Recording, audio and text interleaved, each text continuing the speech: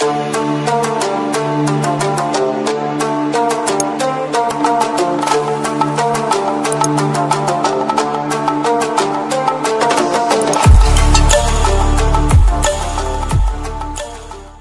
bapak, para ibu, serta para hadirin yang sama-sama dimuliakan oleh Allah Subhanahu wa Ta'ala, dan selanjutnya yaitu acara yang keempat, yaitu acara pokok, acara yang ditunggu-tunggu, yaitu yang akan diuraikan oleh yang terhormat Bapak Al-Mukarram Bapak Kiai Haji Titin Misbahuddin selaku pengasuh Pondok Pesantren At-Tazkir dari Majalengka.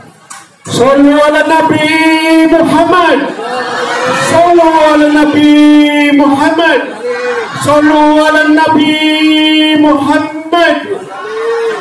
Terima kasih. Monggo kepada Bapak Kiai kami persilakan. Assalamualaikum warahmatullahi wabarakatuh.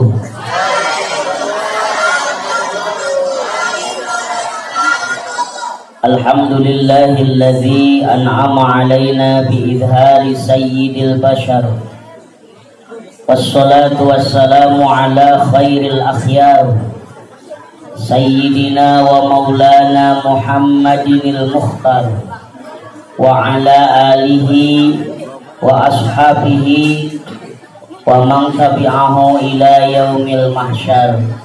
Amma ba'du.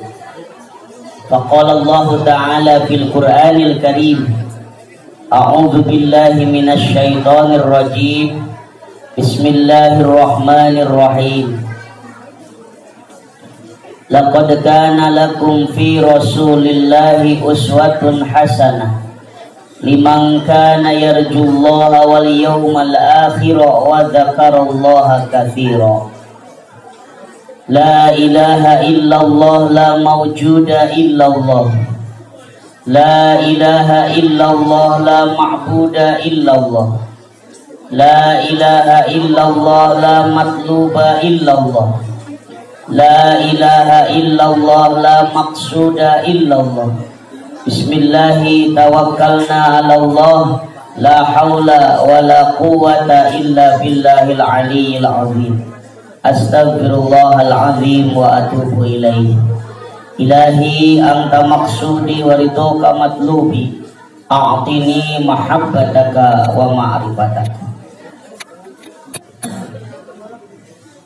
Ashabal fadilah wal a'izzah, hadratul mukarramin, para alim, para ulama, para tokoh agama, tokoh masyarakat, para sesepuh, para ustaz, para hujjaj, para kiai, para santri, para guru ngaji yang saya hormati,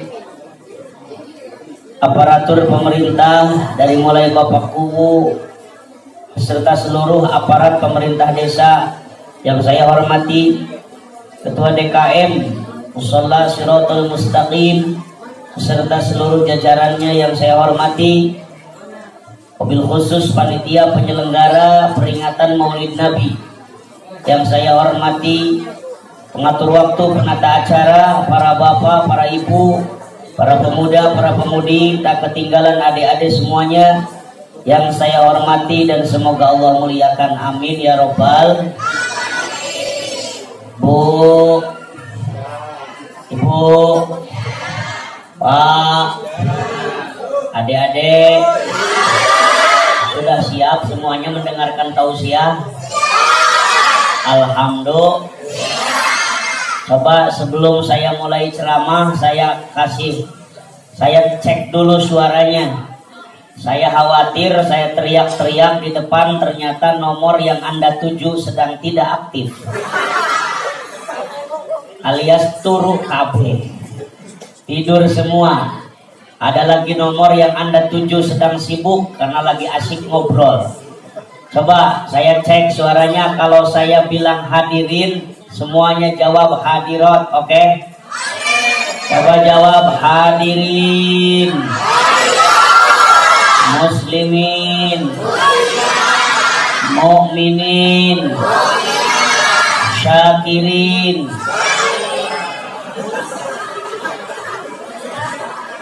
Syakirin jadi syakiran. Kapan mulainya itu roh jadi ra? Apalagi di belakang ada yang jawab sekarat.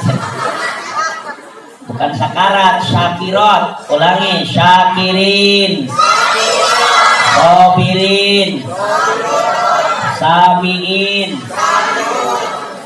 sodikin, sobirin, mairin. Mairin jadi mairot. Hadirin ummatul muslimin wal muslimat rahimakumullah. Apa yang akan saya jelaskan pada pengajian malam hari ini dalam rangka peringatan Maulid Nabi. Biasanya peringatan Maulid Nabi diadakan pada bulan Rabiul Awal. Begitu datang bulan Rabiul Awal, kompak, serempak, semangat seluruh umat Islam di berbagai penjuru dunia memperingati hari lahirnya Nabi Muhammad SAW yang disebut dengan istilah Maulid Nabi atau Maulud Nabi. Kata orang sini disebutnya muludan. Apa katanya? Muludan.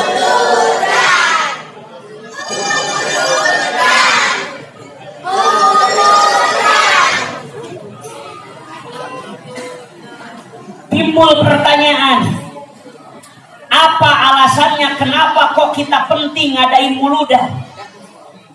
Kenapa begitu semangatnya orang rela mengorbankan harta, mengorbankan tenaga, mengorbankan pikiran, mengorbankan makanan, mengorbankan jiwa, mengorbankan tenaga dan sebagainya untuk terlaksananya muludan?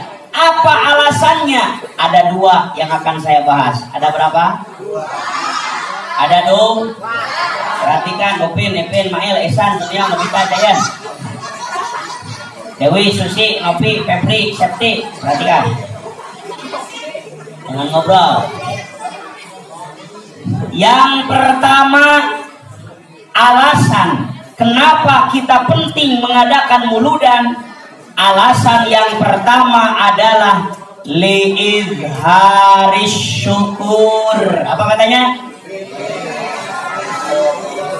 Jadi sekarang kita berkumpul di tempat ini memperingati Maulid Nabi. Alasan yang pertama liizharis syukur, artinya untuk menunjukkan rasa syukur, menunjukkan kegembiraan kita atas lahirnya seorang nabi, yaitu Kanjeng Nabi Muhammad sallallahu.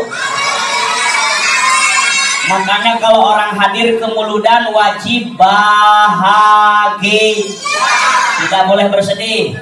Yang banyak utang bahagia dulu sekarang, pulang dari sini sedih lagi. Semoga yang banyak utang cepat kebayar utangnya, amin. Nah itu yang jawabnya kenceng biasanya gede suaranya. Kata siapa gede hutang? Yang biasa gede hutang mah biasanya ibu-ibu. Kalau belanja senangnya ngeridit. Kalau jajan ke warung senangnya ngut. Enggak bilang-bilang ke suam. Sampai-sampai ketahuan hutangnya udah 7 juta. Udah 7 juta enggak bisa kebayar. Enggak bisa kebayar baru laporan sama suam. Akhirnya itu utang dibayar pakai, dikira pakai suami. Kembali ke pokok persoalan. Jadi alasan kenapa kita hadir di tempat ini muludan, yang pertama liidharis syukur, menunjukkan ekspresi kebahagiaan, ekspresi kegembiraan, bersyukur kepada Allah karena telah diutus seorang Nabi Muhammad ke dunia ini. Alhamdulillah. Bu, Pak, adik-adik, bahagia tidak hadirnya nak?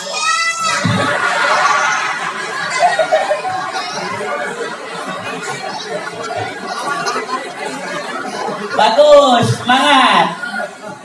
Bagus. Ini pertanyaannya belum, jawabannya sudah ini. Nih, kalau lomba CCV ini dapat nilai berapa nih? 150 ini. Nah, bahagia tidak hadirnya Nabi Muhammad ke dunia? Alhamdulillah. Kenapa kita berbahagia hadirnya Nabi Muhammad jawabannya karena Allah mengutus Nabi Muhammad ke dunia ini sebagai uswah. Sebagai apa artinya uswah? Uswah itu contoh, figur, teladan buat kita semua. Jadi hadirnya Nabi Muhammad ke dunia sebagai ustad lagi, uswah. Ustad. Uswah. Apa artinya uswah? Telad. Ustad.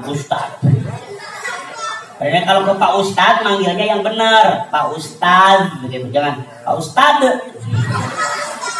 Salah itu. Kalau dal besar, Pak Ustad artinya Pak Guru. Tapi kalau Ustad artinya jadi hantu nanti. Makanya jangan salah ngucap. Masih mending Ustad nih. Tad, mau kemana Tad? Itu bahasa dari mana Tad? Kembali. Alasan kenapa kita bahagia hadirnya Nabi, karena Nabi Muhammad diutus ke dunia sebagai uswah. Dawuhai Allah dalam Al-Quran, laqad kana lakum fi rasulillahi uswatun hasanah. Yakin telah ada pada diri Rasulullah itu uswatun hasanah. Apa artinya uswatun hasanah? Contoh yang baik. Saya baca dalam sebuah tafsir, ada kitab tafsir namanya Sofwatut Tafasir, tebalnya 3 jilid. Pengarangnya adalah Syekh Muhammad Ali As-Sobuni, seorang guru besar tafsir di Universitas Madinah. Beliau mentafsirkan uswatun hasanah ai al-mithalul a'la alladhi yajibu an yuqtada bihi fi jami'i aqwalihi wa af'alihi. Rasul adalah figur yang luhur, contoh yang tinggi yang harus diikuti dalam setiap perkataan dan perbuatannya. Jadi yang disebut uswatun hasanah Rasulullah itu Kanjeng Nabi Muhammad mah seluruhnya teladan.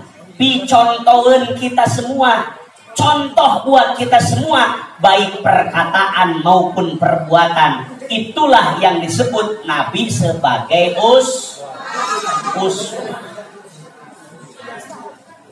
uswah dalam bidang apa, Ibu? Uswah dalam bidang apa? Desi? Anak sing arane Desi? Ada nggak? Nopi ada Nopi? Kalau di Majalengka biasanya ngasih nama anak itu dari nama bulan lahir. Ada anak lahir bulan Desember dikasih nama Desi. Ada anak lahir bulan November dikasih nama Nopi. Lahir bulan Oktober dikasih nama Okto Mariani. Lahir bulan September dikasih nama Septi. Lahir bulan Agustus dikasih nama Agus. Lahir bulan Juli dikasih nama Yulianti. Lahir bulan Juni dikasih nama Yuniarti. Lahir bulan Mei dikasih nama Mei. Lahir bulan April dikasih nama Aprilia. Lahir bulan Maret dikasih nama Mary. Lahir bulan Februari dikasih nama Febrianti. Lahir bulan Januari dikasih nama Jejen. Ada lagi yang ngasih nama anak dari hari lahir. Lahir hari Senin dikasih nama Isnen. Ada yang lahirnya ibunya kerasa mules hari Selasa, dibawa ke rumah sakit hari Rebo. Lahir hari Jumaah dikasih nama Sarboa. Ya, Sarboa itu Selasa, Rebo, Jumaah. Ada lagi ibu-ibu mau lahiran ke rumah sakit di lampu merah, keburu lahir di mobil, dikasih nama Rosi. Apa itu Rosi? Keberosotan di depan polisi. Astagfirullahaladzim. Kembali pada pokok persoalan. Uswah dalam bidang apa saja Nabi Muhammad itu? Ada dua yang akan saya bahas. Yang pertama, Nabi Muhammad hadir ke dunia itu untuk menjadi uswah fil ibadah. Apa katanya? Uswah. Contoh dalam masalah ibadah. Jadi hadirnya Nabi ke dunia ini untuk menjadi contoh dalam dalam masalah ibadah. Ibadah kita ya mencontoh Nabi. Seandainya Nabi Muhammad tidak hadir ke dunia, orang sini nggak bakalan bisa ibadah. Betul nggak Pak? Bapak suka sholat? Lah kok pada menung baik? Pak suka sholat? Sholatnya mencontoh siapa? Mencontoh Nabi. Karena memang di Al-Quran ada perintah sholat dari Allah, tapi Allah nggak nyontohin. Toh, kata Allah dalam Al-Quran, wa aqimus sholata, dan dirikanlah sholat. Tapi apakah Allah memberi contoh sholatnya? Tidak. Kita bingung bagaimana caranya sholat. Lalu Allah ngutus Nabi Muhammad sebagai model peraga produk perintah Allah. Jadi Nabi Muhammad itu sebagai model peraga produk perintah Allah. Tahu model? Suka beli baju online? Hah? Suka beli baju online? Ke mall, suka ke mall? Suka ke mall? Ibu-ibu suka diajak ke mall sama bapaknya? Enggak. Ketahuan nih wajah-wajah kurang shopping. Pak, sekali-kali istri tuh ajak jalan-jalan ke mall. Kalau boros, saya walaupun kata orang disebut kiai, tapi istri saya selalu diajak ke mall. Bahkan kalau nggak percaya Bu, istri saya kalau di mall saya gandeng terus. Sampai orang lain pada ngomong gini, Haji mentang-mentang kiai romantis banget, di mall juga istrinya digandeng terus. Kata saya, kalau istri di mall digandeng bukan romantis. Sebab kalau istri di mall nggak digandeng, suka ngeranjah kemana-mana. Kelihatan ada gamis harganya 2 juta, langsung saya tarik surut. Ada kalung 20 gram, langsung saya tarik serudut. Kalau nggak digituin, wanita mah suka segala dicabak, segala dibeli. Boros. Yang penting kan jalan-jalannya. Kembali ke pokok persoalan. Jadi hadirnya Nabi Muhammad yang pertama, uswah fil ibadah, memberi contoh dalam masalah ibadah. Karena Allah dalam Al-Quran hanya memerintahkan ibadah, tapi tidak mencontohkan. Seperti tadi Allah memerintahkan sholat, tapi Allah tidak memberi contoh sholat. Siapa yang memberi contoh? Nabi Muhammad. Makanya Nabi sampai mengeluarkan hadis, "Shollu kama ra'aitumuni usolli." Sholatlah kalian sebagaimana lihat kalian aku sholat.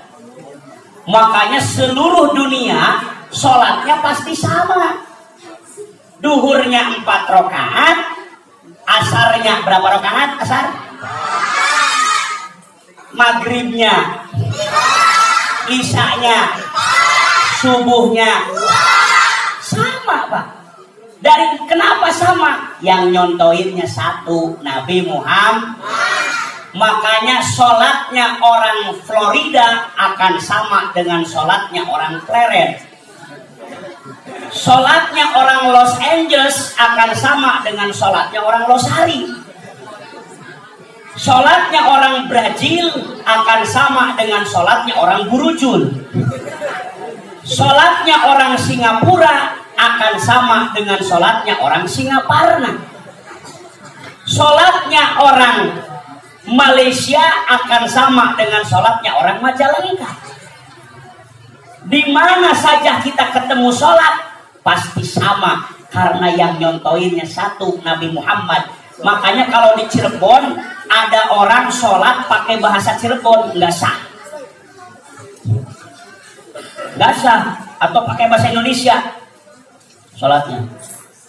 Saya niat sholat maghrib 3 rakaat imam karena Allah Ta'ala Allah Maha Besar.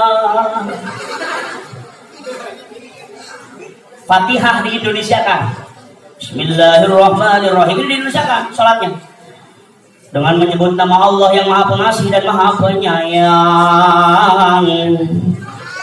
Segala puji bagi Allah Tuhan semesta alam, yang maha pengasih dan maha penyayang. Sampai ayat terakhir, yaitu selain dari jalannya orang-orang yang dibenci Allah, dan selain dari jalannya orang-orang yang pada sesat. Dijawab oleh makmumnya, semoga Allah mengijabah. Sah tidak sholatnya? Kenapa? Karena tidak mencontoh Nabi. Makanya hadirnya Nabi ke dunia untuk memberi contoh masalah ibadah. Timbul pertanyaan, Pak Kiai, ada apa? Bapak kan belum pernah bertemu Nabi. Nggih. Pernah nggak bertemu Nabi? Pernah nggak melihat sholatnya Nabi? Terus kita bagaimana mencontoh Nabi? Karena jarak kita dengan Nabi sudah terlalu jauh, tidak pernah melihat sholatnya Nabi, tidak pernah mendengar ceramahnya Nabi, maka solusi bagi kita adalah lihat saja ibadahnya pewaris-pewaris Nabi. Siapa pewaris Nabi itu? Ulama. Siapa? Sekali lagi, ulama. Karena kita nggak pernah ketemu Nabi, guys. Iya, guys. Nggak pernah ketemu Nabi. Makanya kalau nggak pernah ketemu Nabi, ya gampang, lihat saja sholatnya pewaris Nabi, yaitu para ulama. Oh, seperti itu.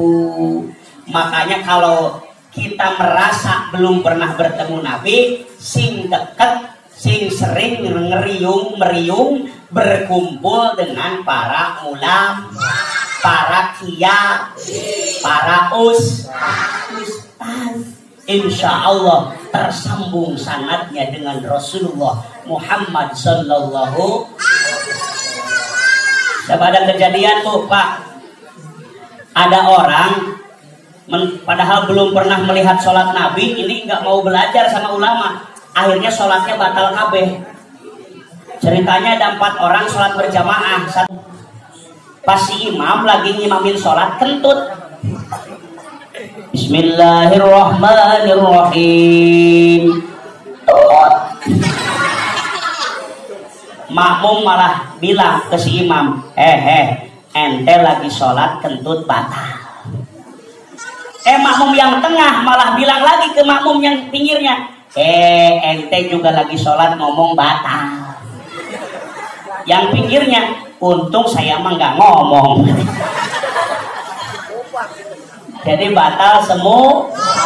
Itu akibat bodoh, nggak mau bertanya sama ulama. Makanya jadi orang jangan bodoh. Kun aliman wala takun.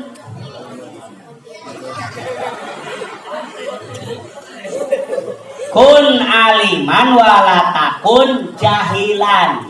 Jadi anak pintar, jangan jadi anak bodoh. Siap pintar? Harus belajar sama ulam, sama Pak Us, sama Pak Kia, sama Pak Bogor.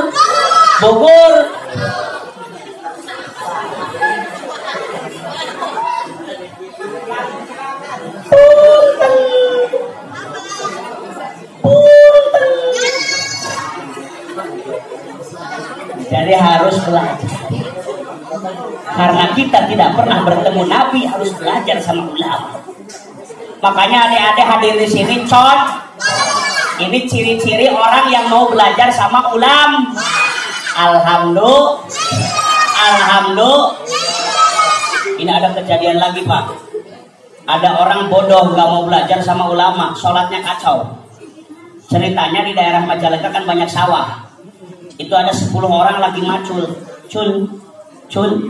Datang waktu zuhur, Allahu Akbar.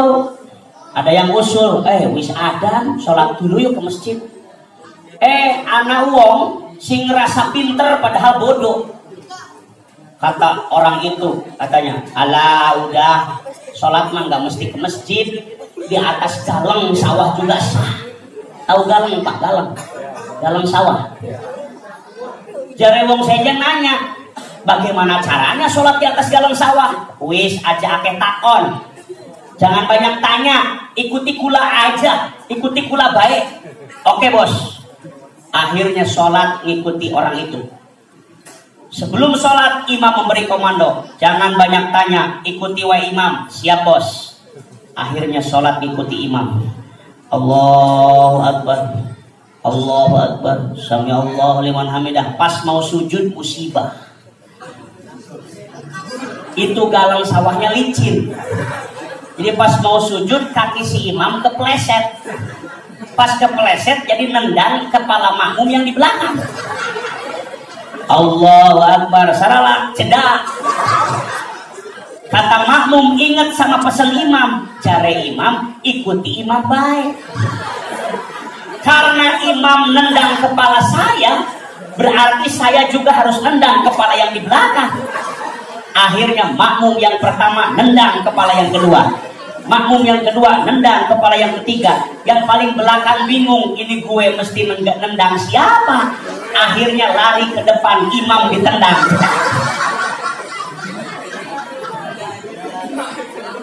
Jadi batal kabeh. Iku akibat bod.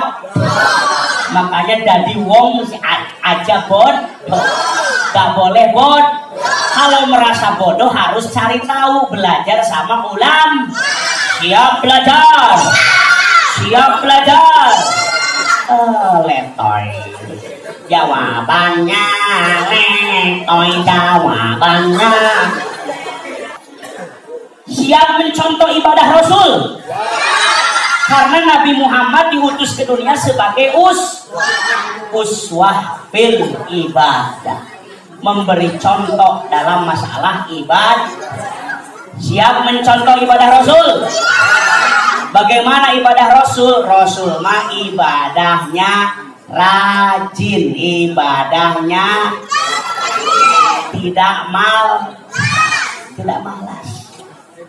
Kalau sholat selalu berjamaah. Alhamdulillah.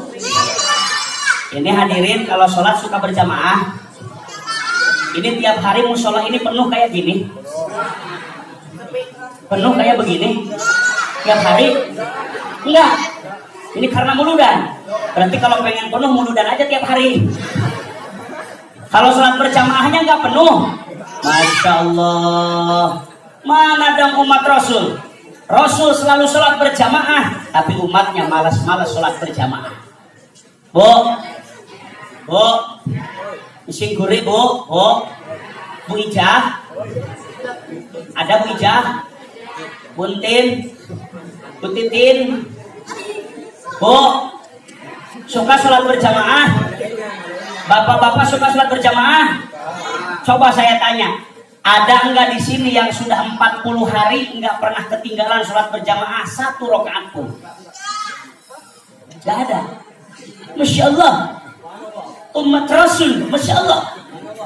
Sholat berjamaahnya pada malas umat Rasulullah, Masya Allah, Masya Allah. Masya Allah, subhanallah banget ya. Rasul itu sholat berjamaahnya enggak pernah ketinggalan. Ingat sabda Rasul dalam hadis Pak. Man wadhoba ala sholawatil khamsi arba'ina jama'atan arba'ina lailatan la tafutuhu rak'atan kataballahu lahu biha bara'ataini bara'atan minan nar wa bara'atan minan nifaq. Barang siapa yang mendawamkan sholat berjamaah 40 malam 40 hari enggak pernah ketinggal 1 rakaat pun, maka Allah akan membebaskan darinya sifat munafik dan bebas dari neraka. Mau bebas dari sifat munafik? Mau enggak bebas dari neraka? Jawabannya sing rajin sholat berjamaah.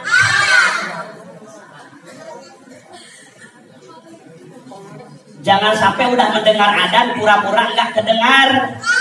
Udah mendengar beduk pura-pura enggak kedengar.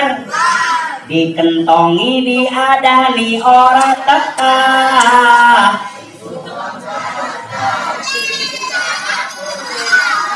Dikentongi diadani. iku wong bakal sekali maning dikentongi iku wong bakal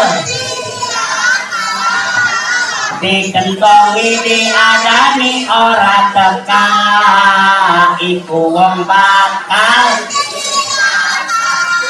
Siapa yang bakal cilaka? Siapa yang bakal cilaka? Yang udah dikentongi, udah diadani, nggak teka-teka ke musol. Kalau disuruh sholat, udah dikentongi, diadani, nggak teka-teka. Tapi kalau mau dibagi bansos ke balai desa pada teka. Nggih. Pak Budi, ada bansos di sini. Penuh balai desa penuh. Ngantri ya. Tapi kalau dikentongi diadani beli teka-tek.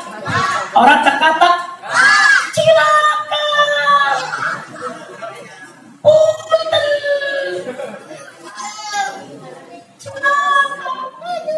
Kita masalah berjamaahnya malas. Subuh berjamaah, duhurnya kagak. Alasannya pekerja. Duhur berjamaah, asarnya kagak. Alasannya di perjalanan. Asar berjamaah, maghribe kagak. Alasannya kecapek. Maghrib berjamaah, isyane kagak. Alasannya ketidur. Kalau nggak ketiduran ya sinetron, si Andin, sama si Al, si Elsa. Itu si Elsa jadi ditangkap polisi itu. Kalau si Elsa itu hamilnya sama si Ricky apa si Nino? Astagfirullahaladzim.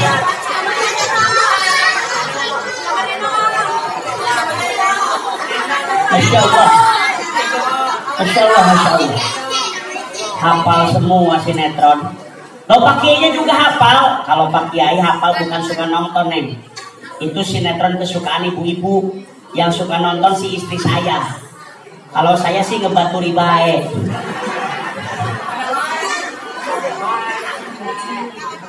Astagfirullahaladzim. Siap berjamaah?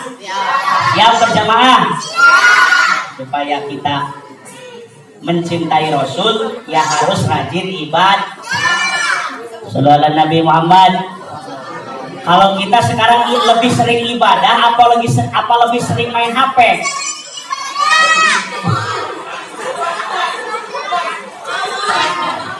Lebih sering baca Quran atau lebih sering WhatsAppan?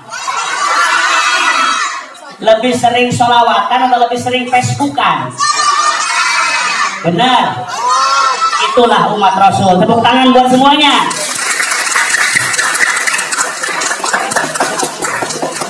Tapi jangan bohong ya. Jangan bohong ya. Apakah di rumah punya Quran? Berapa? Ada berapa di rumah Quran? 4. Alhamdulillah. Di rumah punya TV? Berapa? Lebih sering baca Al-Quran atau lebih sering nonton TV?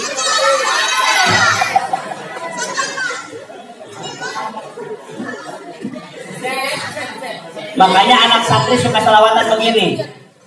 Daripada SMS-an lebih baik baca Quran. Daripada sibuk WhatsAppan lebih baik kita wiridan. Daripada Facebookan lebih baik sholawatan. Daripada TikTokan lebih baik marhabanan. Sholatullah ala toha, sholatullah ala yasin.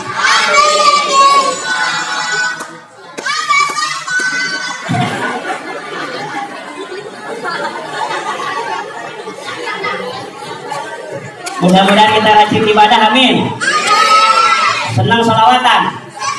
Apalagi di sini ada grup hadroh.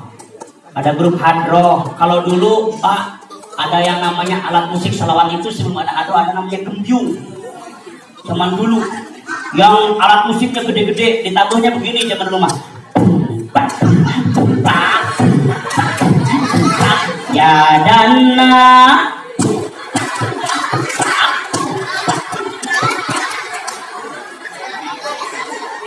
Ada lagi rebana yang kecil-kecil, rebana ditabuhnya begini rebana mah.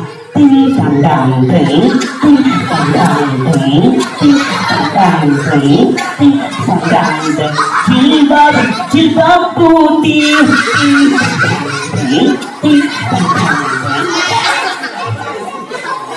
Ada lagi hadroh.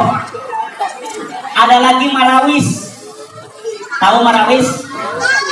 Marawis yang kecil-kecil tuh marawis.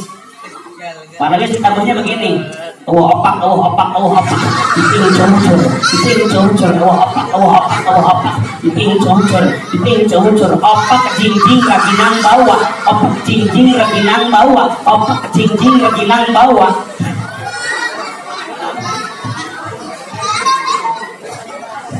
Astagfirullahaladzim. Senang sholawatan, senang. Senang sholawatan, senang. Semoga menjadi generasi-generasi pecinta sholawat, generasi-generasi pecinta ibadah, istiqomah ibadahnya, amin. Satu tuh Nabi uswah fil ibadah. Siji maning, tenang. Pokoknya jam 09.00 lebih 10 menit beres. Kebetulan saya pulang dari sini langsung ke Ketanggungan Brebes. Jadi saya dijadwalkan di sana jam 10 di Brebes. Kita jam 10 menit lagi lah. Siap 10 menit lagi? Belum ngantuk? Minum dulu.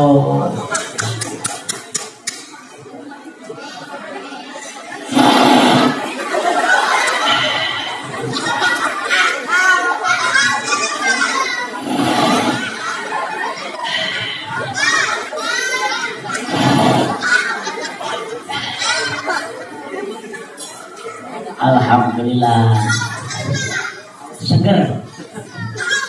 Ini namanya air apa? Air putih. Alhamdulillah, seger minum air putih. Memang kalau saya ceramah pada DKM, saya kalau ceramah itu yang nyuguhin minum tuh beda-beda. Kadang kalau saya ceramah di daerah Brebes itu yang nyuguhin minum tuh air susu ada, Coca-Cola ada.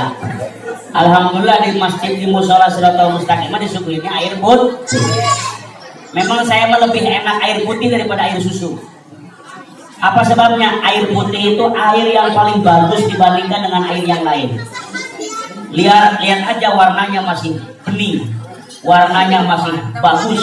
Bahkan sudah diteliti oleh Fakultas Kedokteran di laboratorium bahwa air putih merupakan air yang lebih bagus daripada air susu, sebab air putih masih masuk nominasi dan kategori air yang masih murah.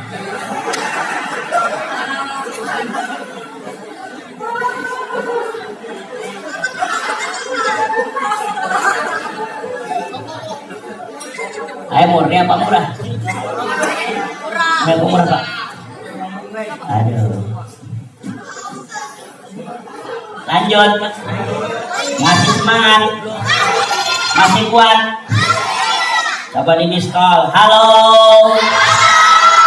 Kalau saya bilang halo jawabnya hai. Kalau saya bilang hai jawabnya halo, oke? Coba jawab halo. Hai. Halo, hai, halo.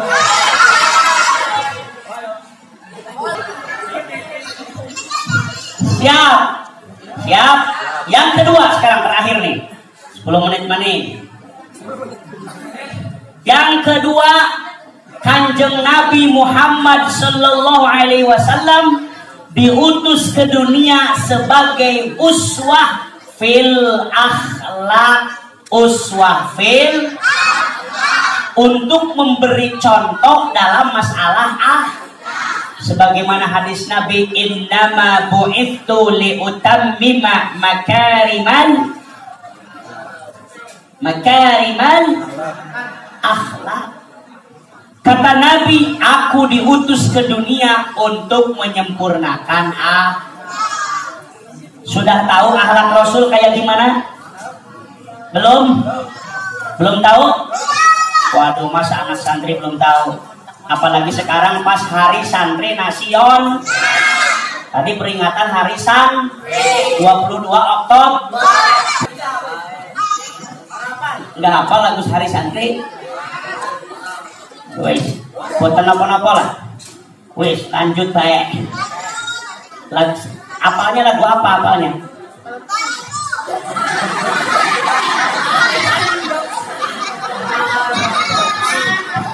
Kembali akhlak Nabi.